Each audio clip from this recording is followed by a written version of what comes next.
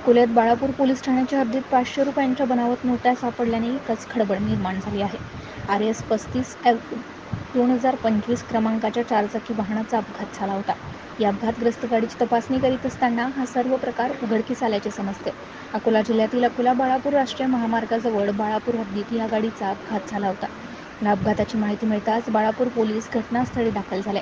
पोलिसांनी अपघाती वाहनाची तपासणी केली असता वाहनाचे डिक्कीमध्ये 500 रुपयांच्या फेक करन्सी म्हणजेच नकली नोटा आढळून आल्या आहेत. विशेष म्हणजे या नकली नोटांच्या बंडलामध्ये सुरुवातीला आणि बंडलाच्या खाली 500 रुपयांच्या खऱ्या नोटा आहेत. याशिवाय याच गाडीतून पैसे मोजण्याची मशीन सुद्धा पोलिसांनी जप्त केली आहे. या गाडीचा चालक अजमेरा सुशील असं वाहन चालकाचं नाव असून याची पोलीस चौकशी करीत आहेत. MCA न्यूज मराठीकरिता बाळासाहेब नेरकर, अकोला.